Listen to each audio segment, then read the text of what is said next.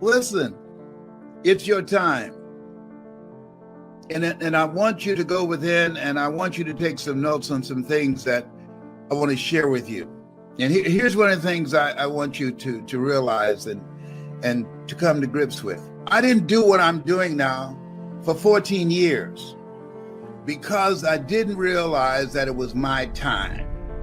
Now you might be saying, well, how do you determine that? The fact that you're here to do the greater work.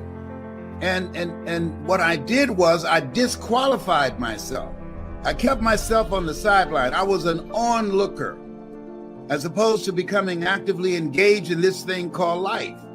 This is your time. I want you to write this down. Seize the moment.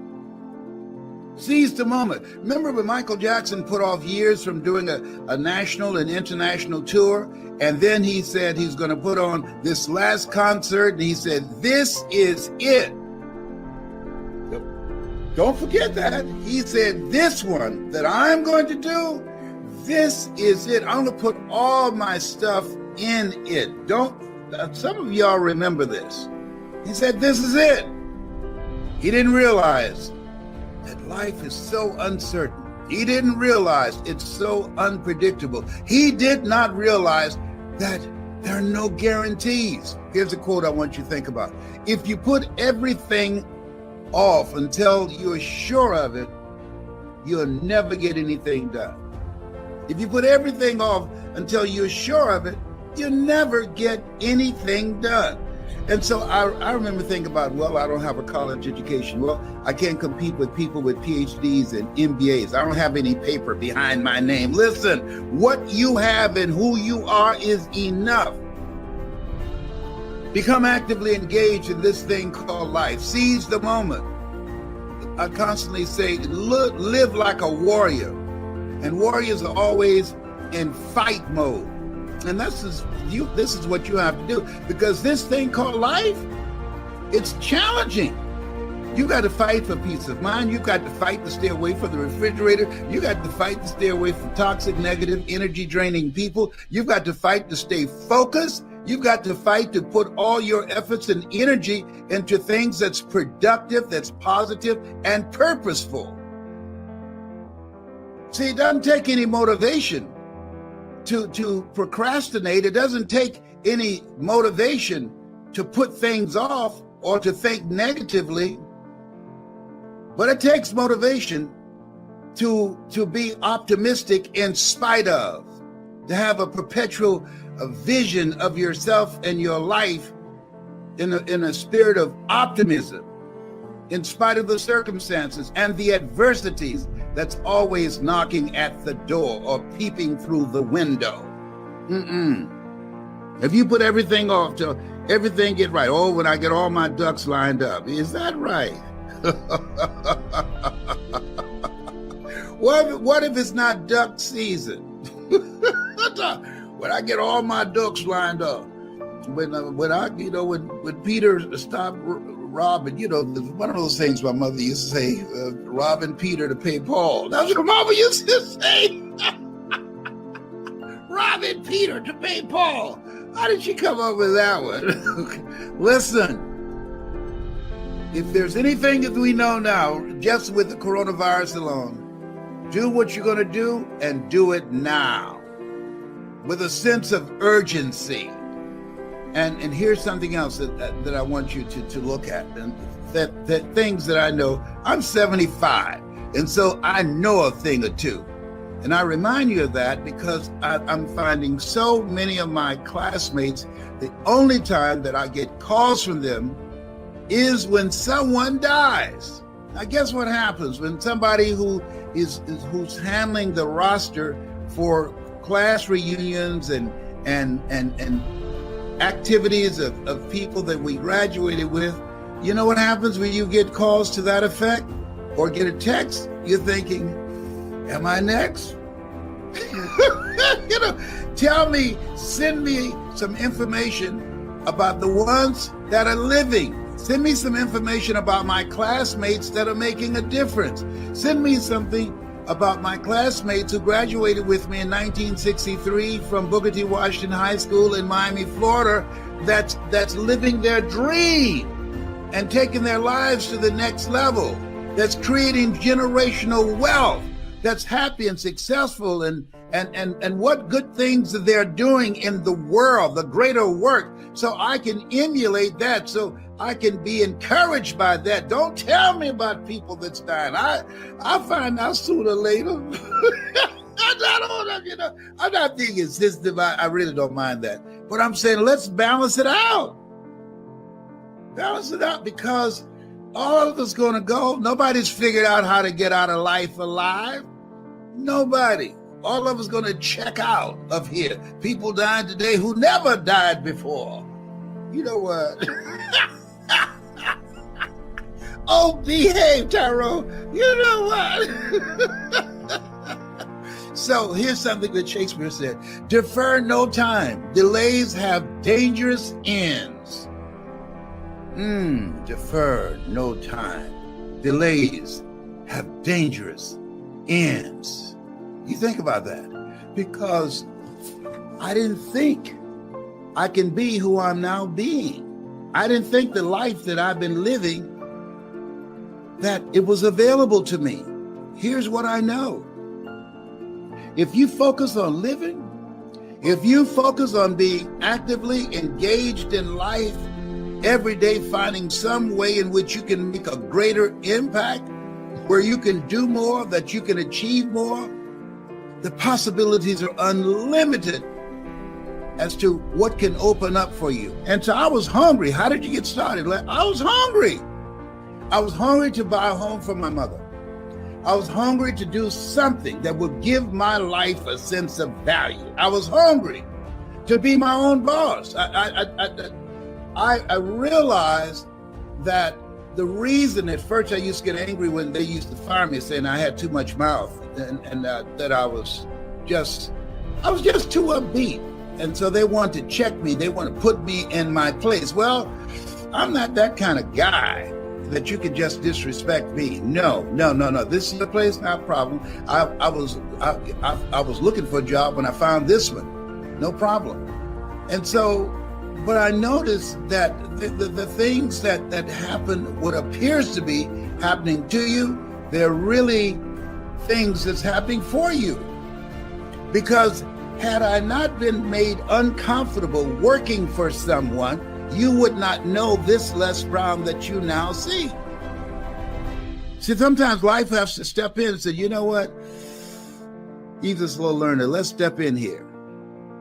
When you don't have enough courage to do what it is that you've been sent here to do, to live the life that you've been chosen out of 400 million sperm to live, when you don't have enough courage to do that, life moves on you. You were chosen to do the greater work. That's why you're still breathing. That's why you're not taking a dirt nap. That's why you are here, to be a blessing. We were created by the Creator to create. What do you mean by hungry? People that are hungry, they're positive about what they want. People that are hungry, they're persistent. They keep coming back again and again and again. They know that you will fail your way to success. People that are hungry are willing to persevere when it appears that all the odds are stacked against them. They keep coming on. When everybody has counted them out, they as long as they got a pulse, they keep coming back. They keep holding on. They don't give up. They might bend, but they won't break. Are you hungry? Is there something in your life, as you think about your life right now? And I did this self-explanatory style of saying to me, Les Brown, come on, you can do this. You can do this. Sometimes you have to talk to yourself. But the other thing is, I asked myself, if I died now, what would I be upset about? Some dream that I had that I put off, that I didn't get done. And at that point, I thought about, I love to travel. There are places I wanted to go, things I wanted to see, experiences I wanted to have. And I saw a guy who was speaking, and I said, hey, I can do that. The room was as quiet as a graveyard between funerals. He didn't get any response from the audience at all. I feel so sorry for him. But I said, man, this guy is boring. Fortunately, I was seated next to his brother-in-law. Coincidence is God's way of staying anonymous. I said, this guy is boring. And he said, the brother-in-law, you ought to be that boring and make the kind of money he made. I said, well, how much money he made? He said, $5,000 an hour. I said, I can do that. Now, mind you, before then, I talked myself out of it. Gary Cox said this: when there's an argument between your mind and your heart, follow your heart. Where your heart is, there your treasure is also. Follow your heart. Most of us have a mind-driven life, and what do you mean by that? There's eyesight and there's mind sight. See, the mind, that's where your imagination resides. See, when you have eyesight, you just judge according to appearances, but mind sight, you look beyond the appearances and you create a vision in your mind of things already accomplished, because all dreams happen twice. First in the mind and then in the without. Okay?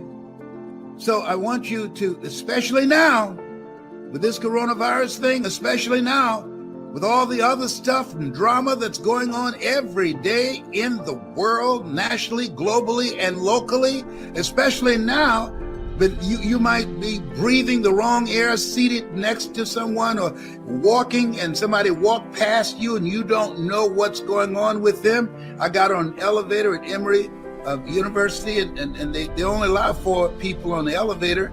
And this guy had his mask on, I had mine on, and then nobody there but he and I. And then he took his mask off to sneeze. Let me tell you something up in here. I was about to lose my mind with him. I'm about to say, I was looking at him. You about to make me lose my mind up in here. I know if he could have jumped out of the elevator, he'd have left there soon. The look I gave him, if you don't put that mask back on, I gave him that Mamie Brown look. My mama used to say, you know what? Y'all better not make me come back there. No, ma'am, mama, please don't come back. We would bring out the King Kong. One of the things I'm doing, this is the beginning of the year, and I want you to listen to me closely. You can't make it by yourself today. There's so many things that's happening, so many things that's changing. And as you look at where things are right now, let me say something that the news won't tell you. All right, listen to me. God's he's in all of this. God is in this mix up in here. Do you hear me? He's all over this stuff. They ain't talking about that. They should have breaking news. God has interrupted all this mess that's going on up in here. Breaking news. He's still on the throne. Breaking news. All things work together for good for those who love God and for those who are called according to his purpose. That's the breaking news. There will be no commercial breaks. Just this information. All things. Did you say something? No. All things. Come on now. Are you really all things? All things work together for those who love God and for those who are called according to his purpose. That's some good news up in here. They don't know. If it leads, if it bleeds, it leads. See, if somebody's got to die, got to be an accident, something ugly got to happen to make the news. But the real good news is that all things work together for good for those who love God according to his purpose. But what about my adverse circumstances right now?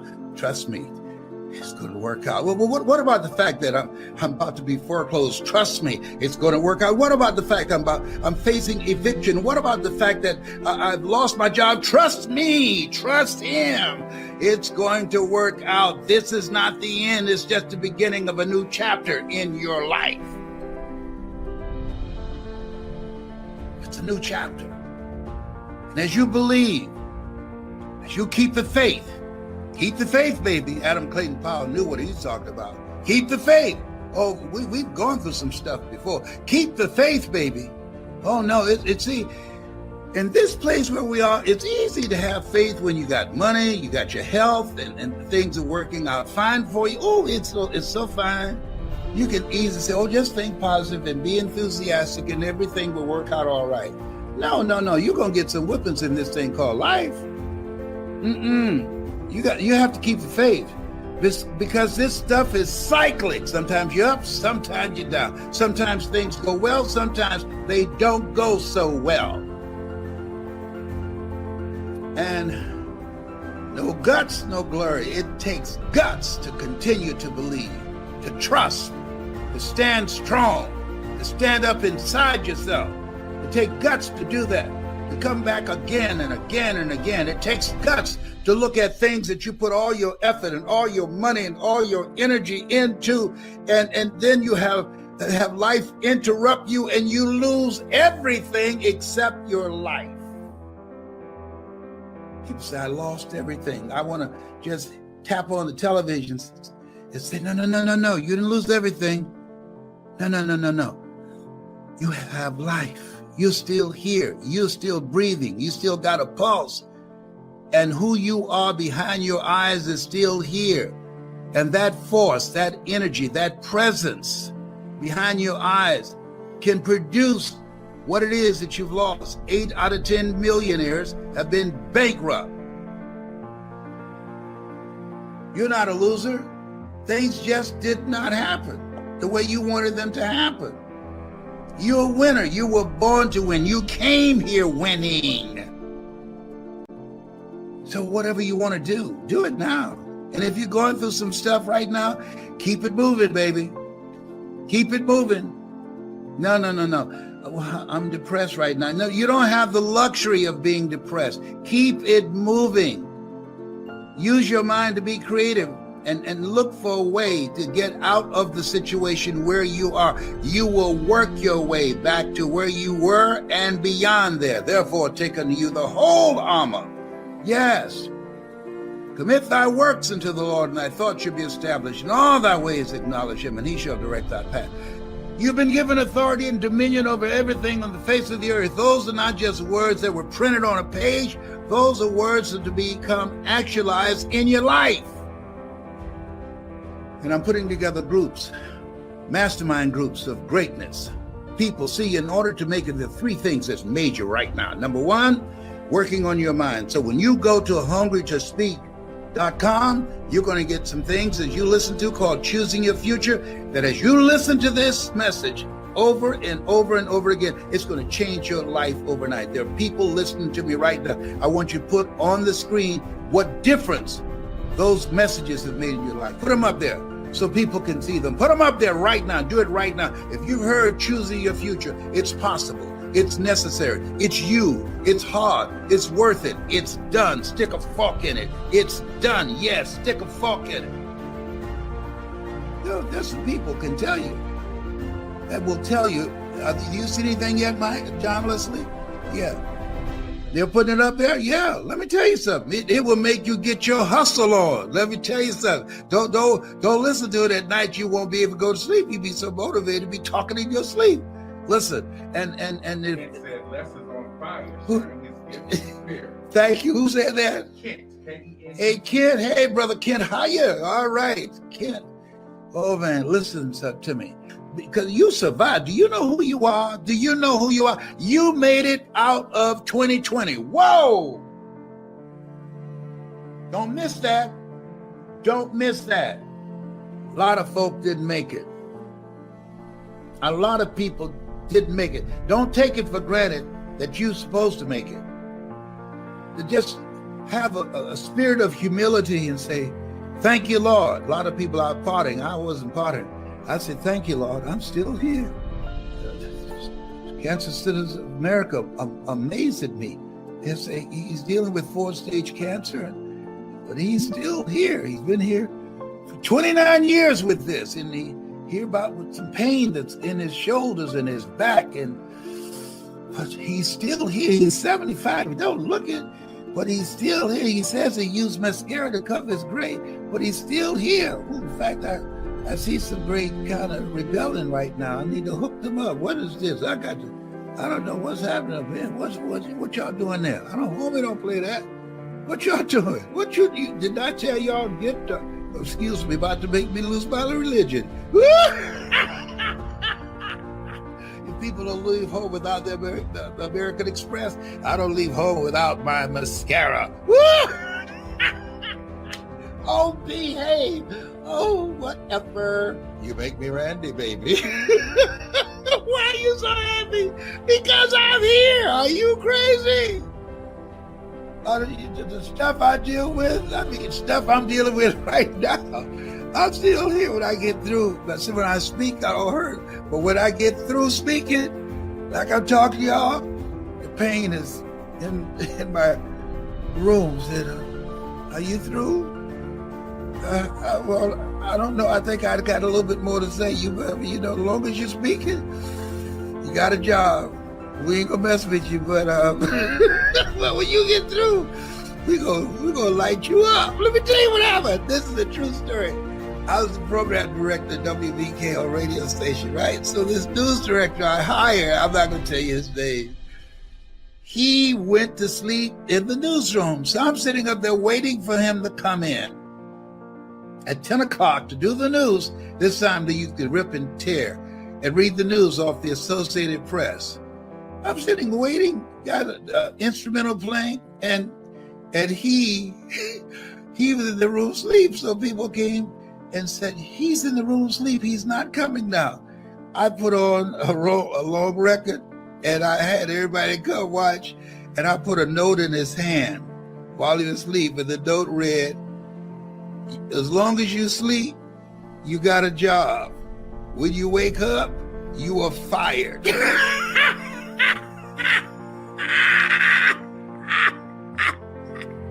So everybody was watching through the window to see what he's going to do when he woke up.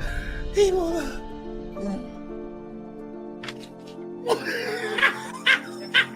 Do you know he slept another hour and a half?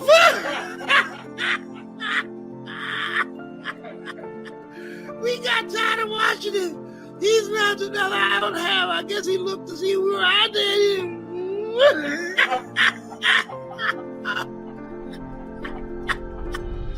You never heard that one, huh, John Leslie? That's a true story. That's a true story. I said, as long as you sleep, you got a job. Don't wake up.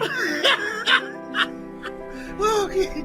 Well, listen, what does it take to make it now, Les? Mental resolve, all right? Next thing is, you have to upgrade your skill set. And we teach you how to do that, how to make money in a variety of ways. The other thing is, I cannot emphasize this enough, getting around the right people. That's why I'm putting this greatness mastermind together. Being around the right people. Sometimes it's not what you know, it's who you know and what they know about you, and being able to have the ability to communicate with people behind doors that you want to get into and have relationships with people that's on the path of where you are going. Being around the right people, that's major. Do you hear me? That's major.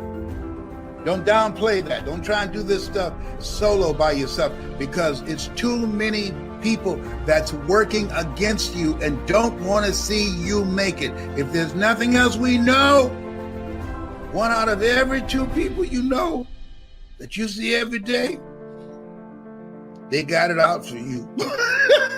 And me too. Why? It's just that way. That's what it is. But we will find a way to win together. All things work together for good, for those, not just one person, for those where 2 or 3 are gathered. Ooh, I will be among you. Whoa, we're not by ourselves? No, absolutely not. Oh, no.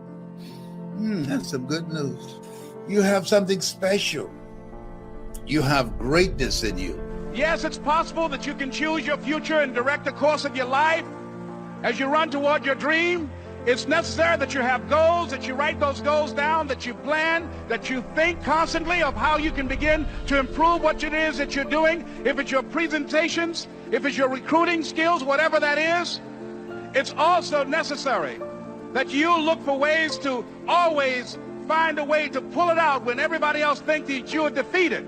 That you've got to take personal responsibility to know that in order to become successful, you've got to make it your personal business to do it. But the next thing, ladies and gentlemen, I want to share with you that some of you already know that it's hard. It's not easy. It's hard changing your life. It was hard when just over 3 years ago in the Penobscot building in Detroit, Michigan, where I was operating my business, and I fell on some hard times, and I was sleeping in my office. It was hard coming into the lobby, and the security said, "Excuse me, Mr. Brown, can we see you for a moment?" And I said, "Yes," and I walked up to the counter, and he gave me an envelope. And he said, "Would you mind reading it here?" And I opened the envelope, and the envelope was from management that said, "This is an office tower. It's not a hotel. Please do not sleep in your office." And I said, "Excuse me, sir." I said, "I just work long hours in creating my business. I'm an entrepreneur. And right now things are bad for me. But they're not going to be this way always. And I just asked for the opportunity to continue to operate like I'm doing. I'm not trying to make this my home." And it was hard coming through the lobby. And sometimes they would laugh. There's a guy talking about becoming successful. And look at him. He's bathing in the bathroom upstairs on the 21st floor. He sleeps on the floor. Him and 2 other dreamers up there. Look at him. It was hard, ladies and gentlemen, coming to speak to people.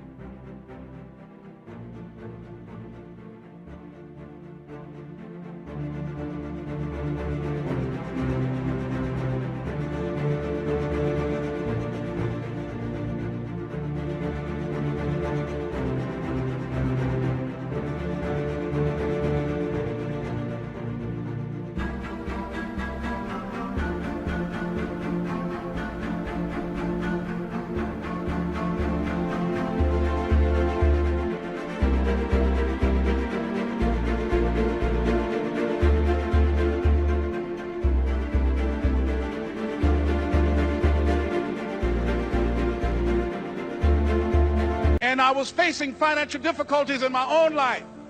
I was behind on my bills and my dreams, and I'm saying to them, you can live your dream. It was hard, ladies and gentlemen. It was very difficult to pick myself up each day believing that I could do it. There were times that I doubted myself. I said, "God, why is this happening to me? I'm just trying to take care of my children and my mother. I'm not trying to steal or rob from anybody. Why did this have to happen to me?" It was very hard. And here's what I want to say to you. For those of you that have experienced some hardships, don't give up on your dream. No one could have convinced me by holding on, by continuing to push forward, by continuing to run toward my dream, that one day I would have my own talk show. It's a long shot, ladies and gentlemen, from Liberty City, an abandoned building on a floor, never knowing my mother or father. It's a long shot. Being here with you today in this dome in Atlanta, it's a long shot. No college training, labeled educable, mentally retarded, but I kept running toward my dream.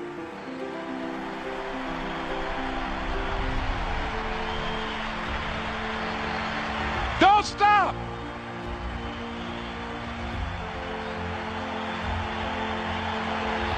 Don't stop.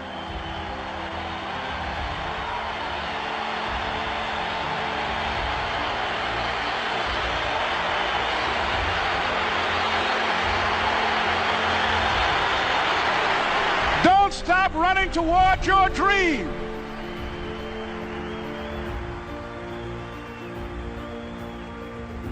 It's very important as you hold on to that dream. There are moments when you're going to doubt yourself. There are rough times that are going to come, but they have not come to stay. They have come to pass. It's very important for you to know that. Don't say I'm having a bad day. Say I'm having a character building day.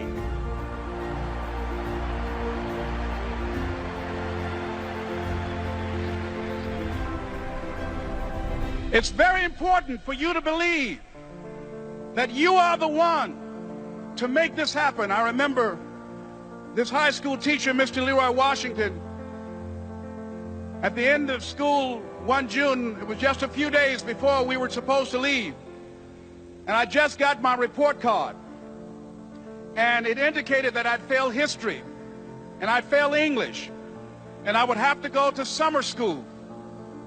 And I was feeling within myself that I was a failure, that I'm slower than most people in getting paperwork, and I was feeling down on myself and very negative.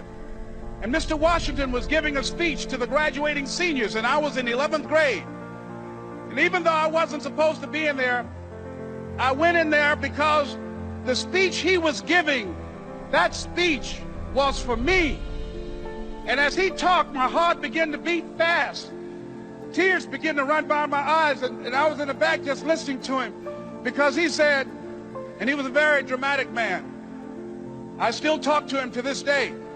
He said, as graduating seniors of Booker T. Washington High School, I want you to know that you're blessed and highly favored, and that as you go toward the future, begin to know that you have greatness within you. And if just one of you here begin to envision yourselves as being blessed and highly favored to reach your goals, if just one of you capture the essence of what that means, that you have greatness within you and a responsibility to manifest that greatness, that you can make your parents proud, you can make your school proud, you can touch millions of people's lives, and the world will never be the same again because you came this way. And the students gave him a rousing standing ovation. And as he left the auditorium, I ran down the steps and I caught him in the parking lot.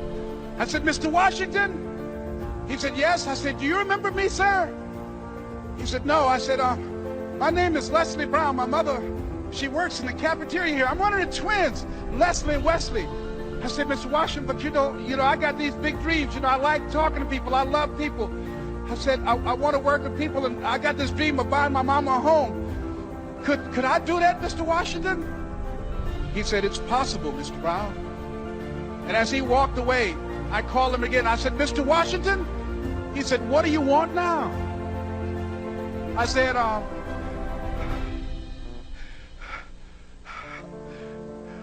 I'm the one, sir. I said, I'm the one. You remember me, sir.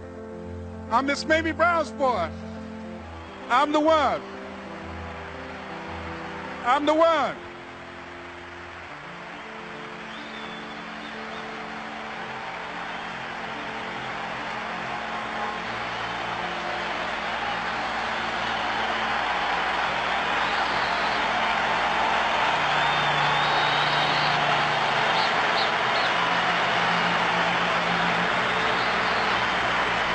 And you must feel that that's why you're here, because you are the one. And I remember when PBS first played one of my specials called You Deserve, one Sunday afternoon in Miami, Florida. I had some friends call him to tell him to tune in. And he watched the program. He called me in Detroit, and I answered the phone. I said, hello. He said, may I speak to Les Brown, please? I said, who's calling? He said, you know who this is. I said, oh, Mr. Washington, it's you. He said, you were the one, weren't you? I said, yes, sir. He said, and you were so crazy. I said, I know, but I'm rich now.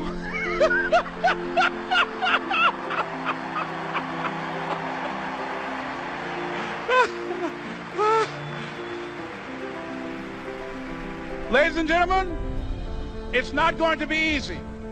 It was hard laying on the floor of the Penobscot building, looking out of the window, daydreaming, saying, Les, can you do this? Can you make this happen? I used to listen to tapes day in and day out about See You at the Top, my great friend Zig and Dennis Waitley and different other motivational speakers and Dr. Norman Vincent Peale and Dexter saying, don't let nobody steal your dream. I used to ask myself, can I do this? And something said within me, you're the one. You're the one. And let me tell you something, ladies and gentlemen.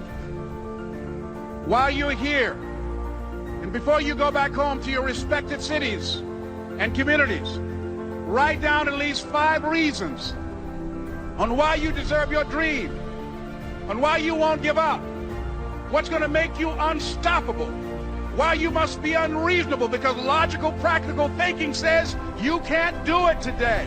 But if you want to produce unreasonable results in your life, like living your dream and taking charge of your destiny, you've got to be an unreasonable person. You've got to be an uncommon person. So write down the reasons of why you're here.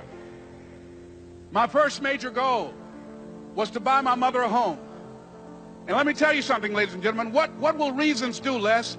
Nietzsche said, if you know the why for doing, you can endure almost anyhow. What do you mean by that? If you know why you're doing something, when the hard times come, and they're going to come, when the disappointments and the rejections come, and they're going to come by the truckloads, your reasons will be your rod and staff to comfort you, to pick you up. Once again, I got a saying on one of my tapes, if life knocks you down, try and land on your back, because if you can look up, you can get up. Let your reasons get you back up.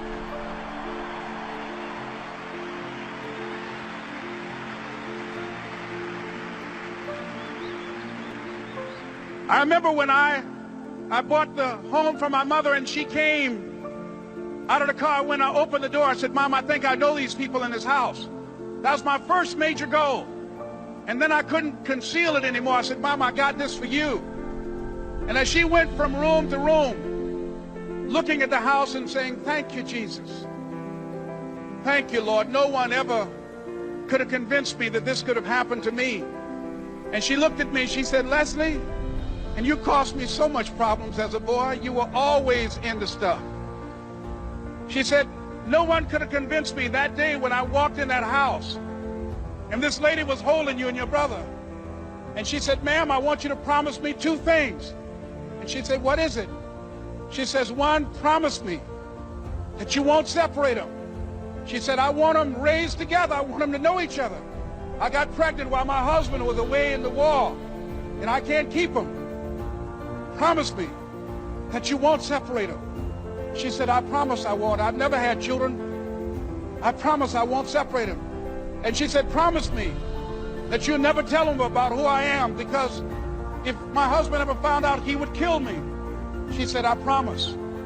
And she said that she gave them to us, and she kind of cried, and she was walking out the door, and she looked at my adopted mother. She said, remember, don't you separate them. She said, I swear to God, I won't separate them. I'll keep them together. And she said, as I held y'all in my arms, I never had any children of my own. I didn't know how I was going to do it, but I knew with the help of God, I would do it. And ladies and gentlemen, my mother had a dream of having children and raising us. She didn't know how she was going to do it. You're going to be just like that. And some of you are already there. Well, you don't know how you're going to make this happen, but you just feel within yourself some way, somehow, with the help of God, I'm going to make it happen. Repeat after me, please. No matter how bad it is or how bad it gets, I'm going to make it. I'm going to make it. Shake somebody's hand on your right and left and say, you got the right stuff.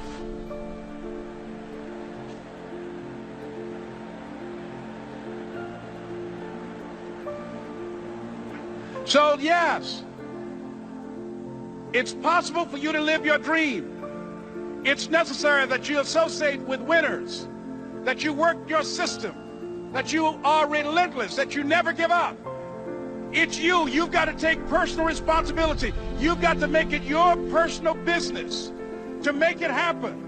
And you've got to resolve within yourself that I can do this, that it's hard. But you've got to say, I'm the one. I'm the one to make this happen. I'm the one to become successful in this business. As you work to help other people to become successful, that feeds your success. But you know it's going to be hard, but find out what will make it worth it for you. So, ladies and gentlemen, if you want to make your dream become reality, the people that are running at their dreams know that it's possible that you can live your dream, that it's necessary, that you're relentless, that you have a plan of action, that you are creative. The people that are living their dream are finding winners to attach themselves to.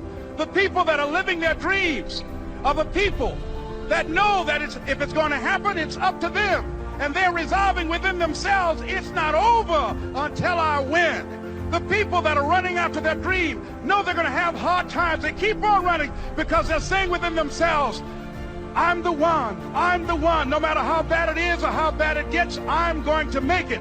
The people that are running after their dreams are the people that are hungry. Shake somebody's hand on your right and left and say, you got to be hungry.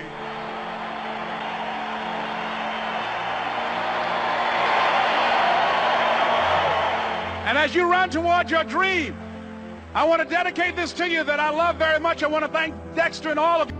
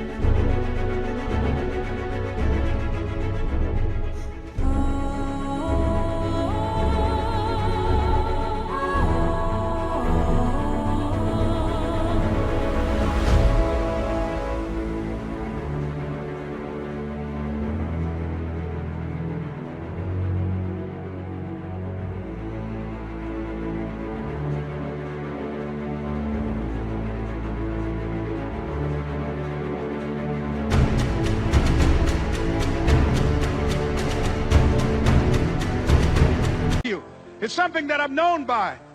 It's on our tapes called Choosing Your Future, and it says simply this, that if you want a thing bad enough to go out and fight for it, to work day and night for it, to give up your time, your peace, and your sleep for it, if all that you dream and scheme is about it, and life seems useless and worthless without it, and if you gladly sweat for it and fret for it and plan for it and lose all your terror of the opposition for it, and if you simply go after that thing that you want with all of your capacity, strength and sagacity, faith, hope and confidence, and stern pertinacity, if neither cold poverty, famish or gulf, sickness or pain or body and brain can keep you away from the thing that you want, if dogged and grim you besiege and beset it, with the help of God you'll get it. I like to ask whether or not you have goals, but I want to ask you another question. How many of you know that if you had your life to live over again, you could do more than what you've done thus far? Raise your hands, please.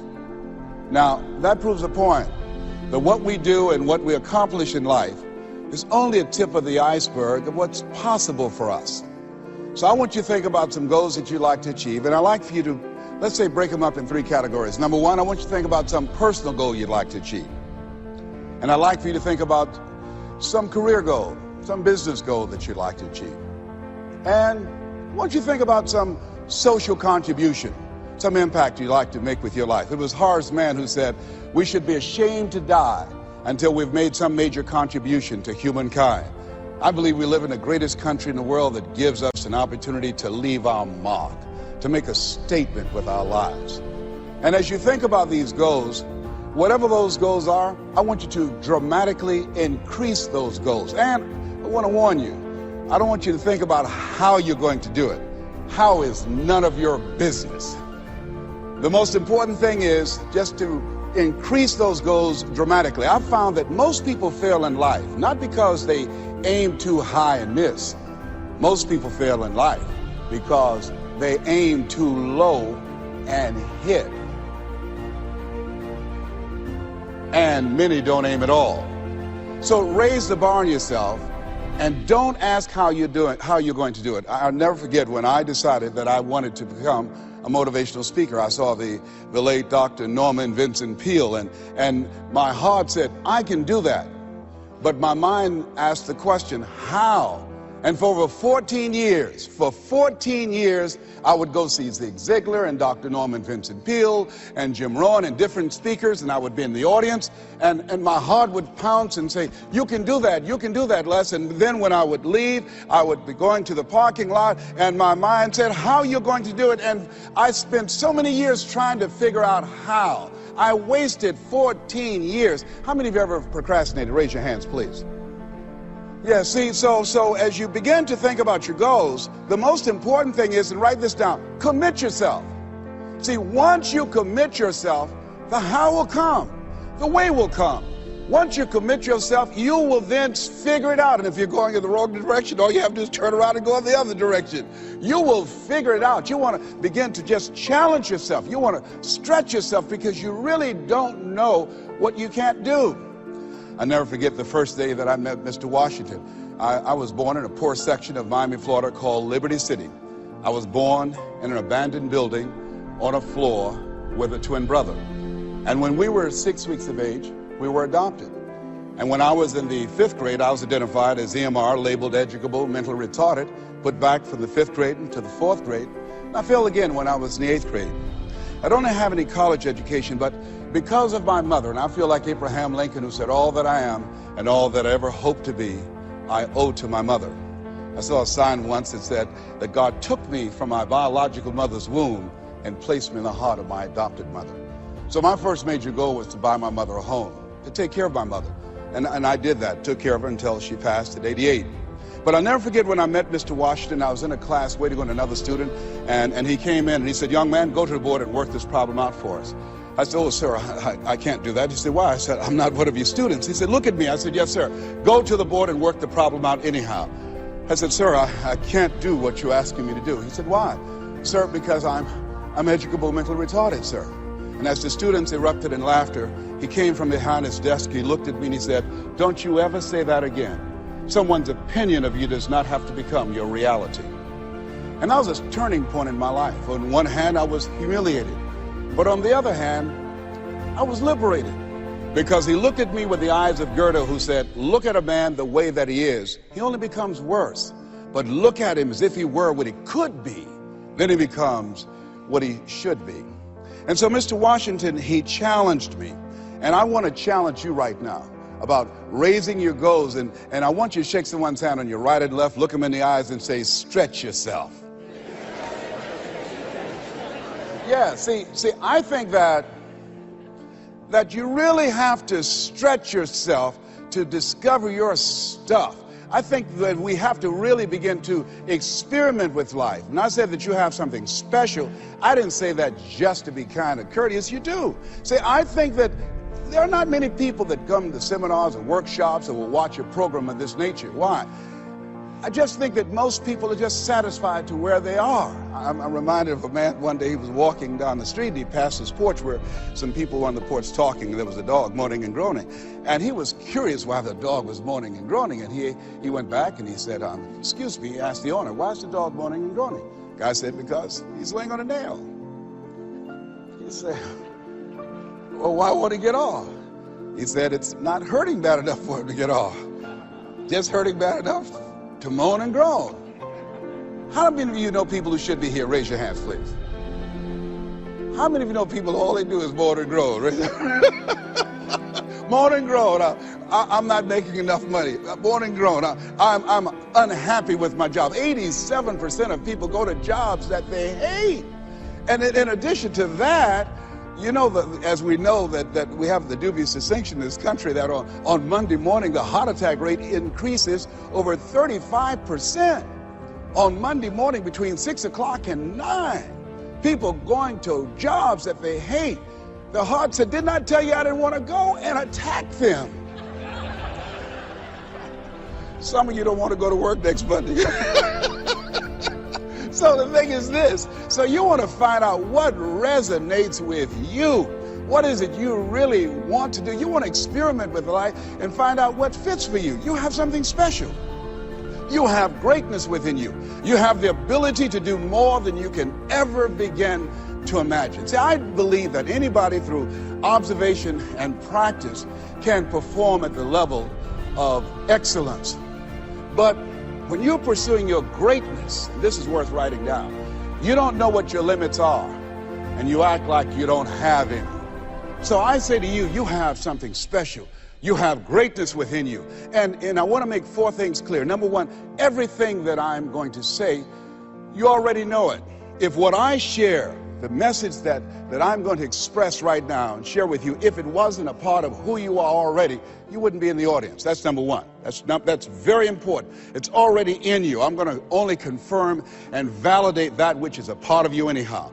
The second thing is, everything I'm going to say to you, you've heard it before from people with college degrees and credentials I can't hold a candle to. It's common sense, but not common practice. Third thing is, I don't want you to agree with me, and I don't want you to believe me. I just want you to be open to some things right now. I want you to think beyond that which is commonly allowed. And I'm going to tell you what I'm up to. I want you to think about your goals, and I want to tell you what I'm going to do right now. My whole goal is to get past your mind. That's my whole challenge, and there's nothing you can do about it. I'm going to do that. See, your assignment was to show up. My assignment is to get past your mind and get into your heart. I want you to think about the goals that you want to achieve, and I really want to challenge you to make up your mind that you're going to make that happen for yourself. And I hope that it's some goal that really resonates with who you are. When I was a little boy, my goal was to just buy groceries for our family. My mother worked on Miami Beach. She was a domestic worker.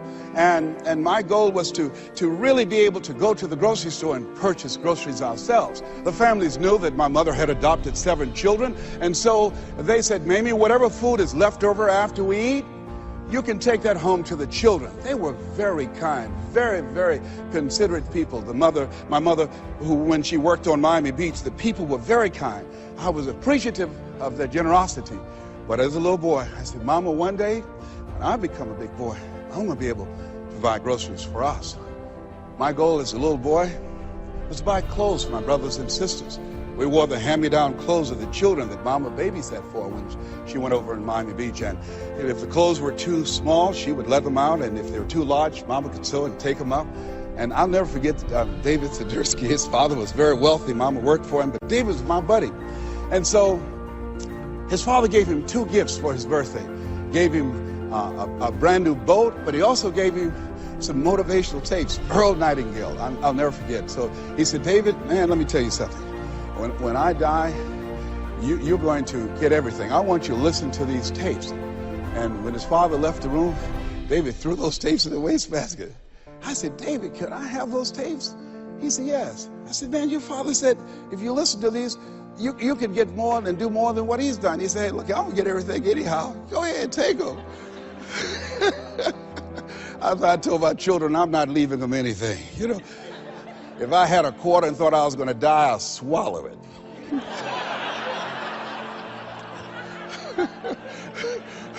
Write this down. It's not what you leave for your children, it's what you leave in them.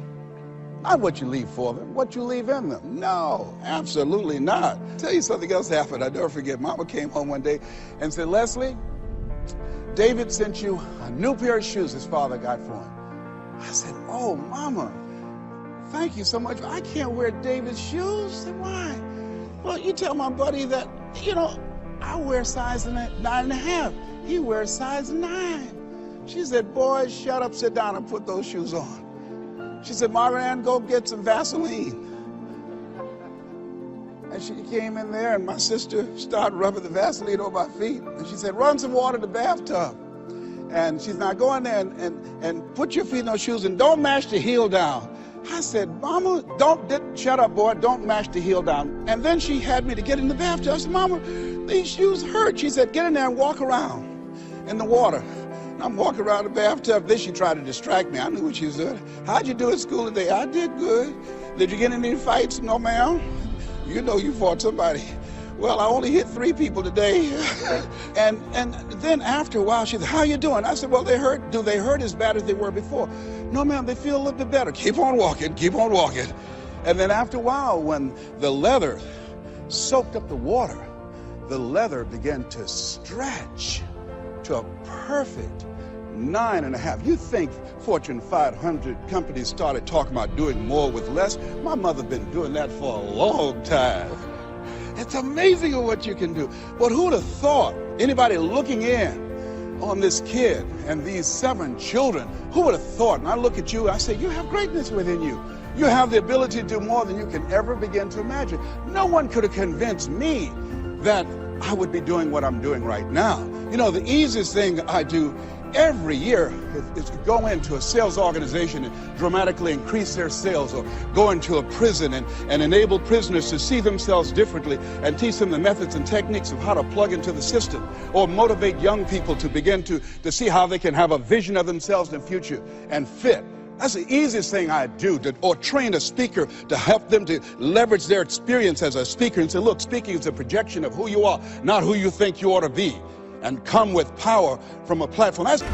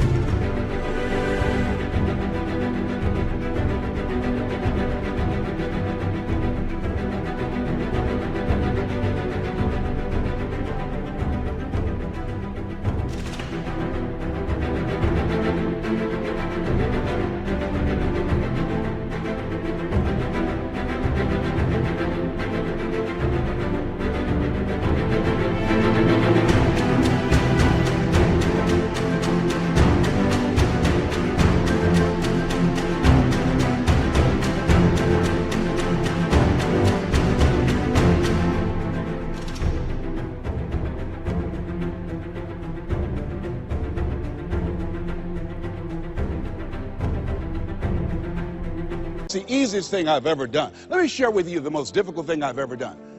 The most difficult thing I've ever done was to believe that I can do what I'm now doing.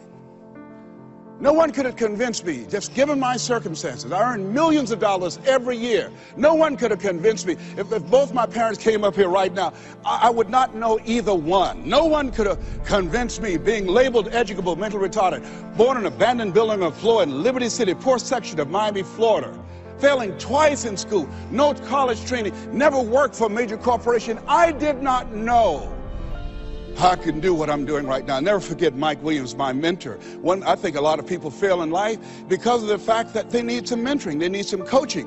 Repeat out to me, please. You need some coaching. Yeah, see, you can't see the picture when you're in the frame. I remember Mike saying, Les, you can do this. Mike, how, man? Wait a minute, Mike. How much am I going to be able to charge, Mike? Les, you could start out at $1,000 an hour. Mike, I don't make that working for 2 weeks. Come on, Mike. Man, I appreciate your belief in me, Mike. Look, Mike, I work for the Miami Sanitation Department, man. I've been a garbage collector. I've done door-to-door sales. That was great, and I'm here as a disc jockey. That's good, Mike, but Mike, I don't think I can do that. Les, you can.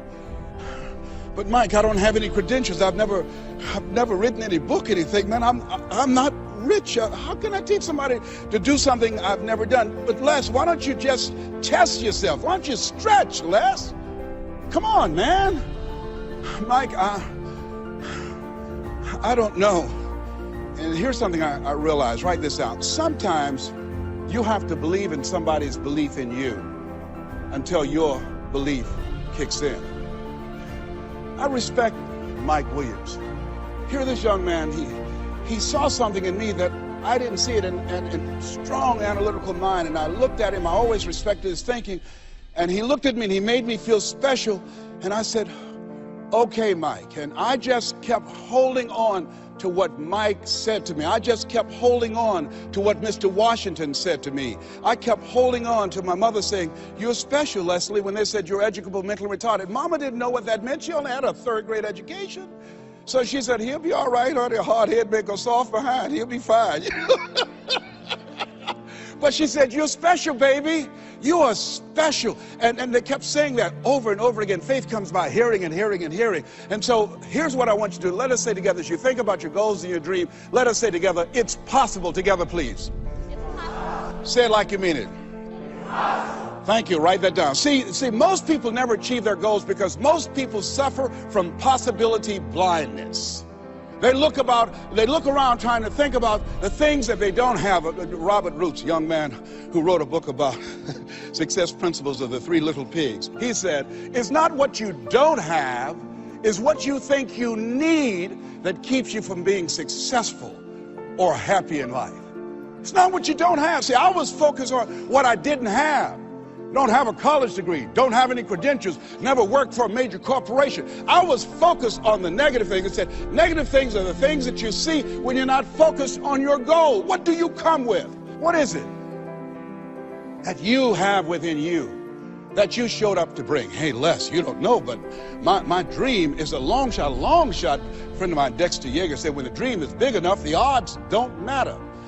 I'm reminded of a great man when I was reading Time magazine talking about some of the great minds of the last century. They didn't mention his name, Dr. Howard Thurman, one of the mentors of Dr. Martin Luther King Jr., and also an advisor to Mahatma Gandhi and Albert Schweitzer. And he said, the ideal situation for a man or woman to die is to have family members standing around their bed praying with them as they cross over. But imagine, if you will, being on your deathbed and standing around your bed, the dreams given to you by life, the ideas that you never acted on, the talents, the gifts, the abilities that you never used. And there they are, standing around your bed, looking at you with large, angry eyes, saying, "We came to you, and only you could have given us life. And now we must die with you forever." And the question is, if you died this very moment, what will die with you?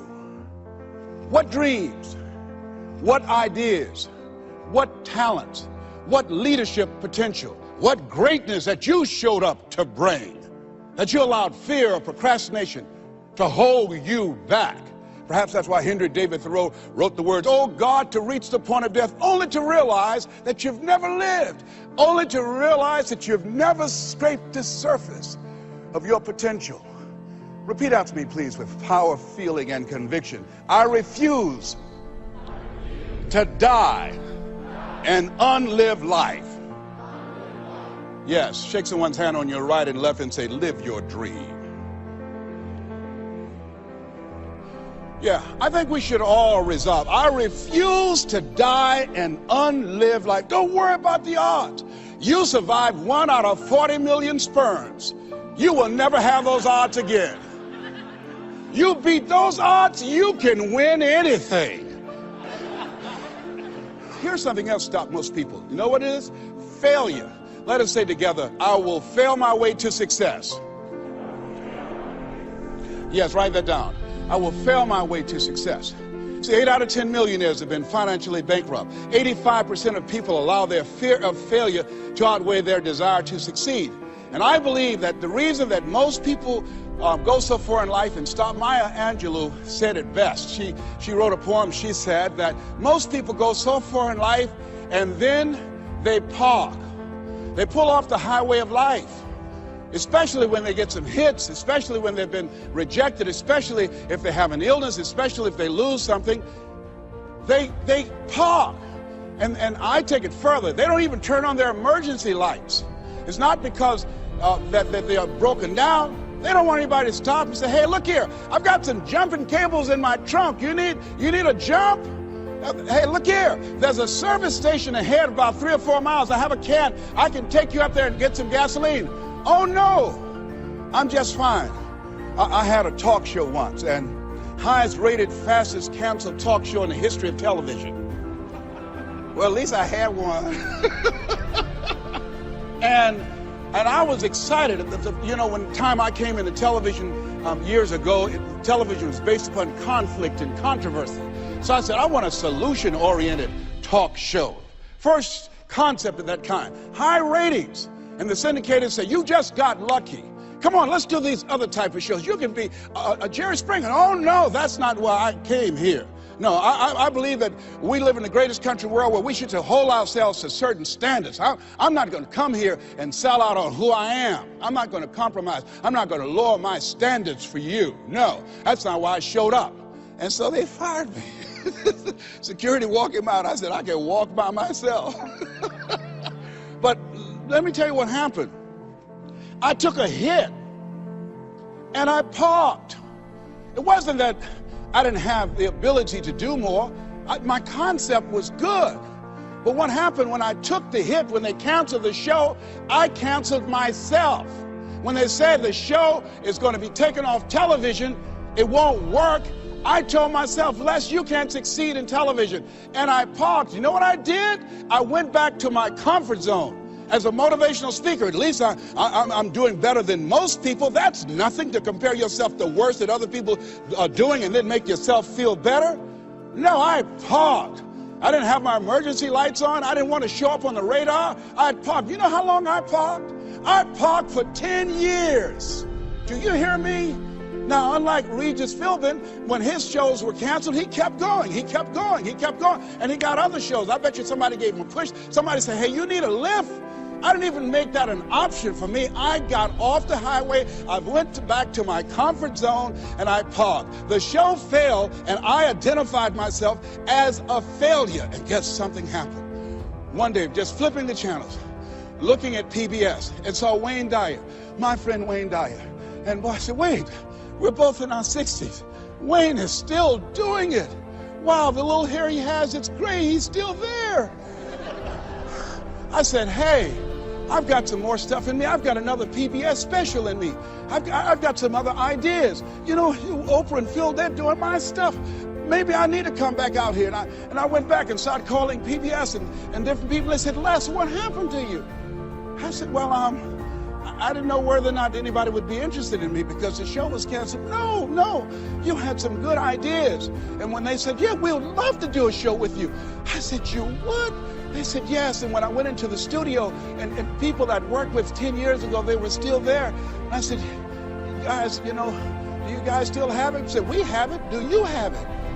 I said, I think so. You know, and I did the show, and I wasn't as good as I was 10 years ago because I was off the highway. I'd gotten off the highway of life. I'd been parked for so long. It's taken me some time to get my strength back, to find my power, to get my confidence back. But at least I'm back out there in the game, determined to dry empty.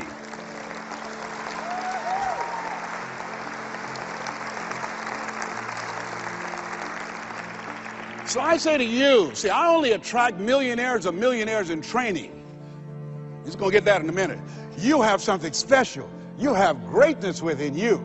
And the only reason you're here, you are my assignment. You can feel me. Some of you feel me right here in your heart of hearts. And my goal is to get past your mind and into your heart. So it's necessary that you have the mindset that I can do this. You've got to begin to believe and to fortify that belief and feed that belief by listening to tapes, going to seminars and workshops, by challenging yourself, by stretching yourself. It was Osborne who said, unless you attempt to do something beyond that which you've already mastered, you will never grow. And as you begin to challenge yourself, you'll discover some things about yourself that you don't know right now. The other thing is you begin to look at yourself, look at your dreams, and begin to experiment and stepping into your greatness. One of the things that's very important, whatever goals and dreams that you have, repeat after me, please. Make your move before you're ready. You have Price Pritchett, who's a great motivator and trainer. He said, make your move before you're ready. We're instructed in life to walk by faith and not by sight. See, you want to really begin to stretch yourself. You want to become a risk taker. You want to raise the bar on yourself. Most people won't do that. See, most people engage in low-life living, low-risk living. This God said, if you're not willing to risk, you cannot grow. And if you cannot grow, you cannot become your best. And if you cannot become your best, you can't be happy. And if you can't be happy, then what else is there? I like what Helen Keller said. Life is short and unpredictable. Eat the dessert first. And so you want to begin to take some chances. You want to begin to challenge yourself and make it okay to fail and learn from your failures. Don't allow fear of failure and the allure, the attractiveness of playing it safe in life to draw you in. You can't get out of life alive. You got to die to leave here.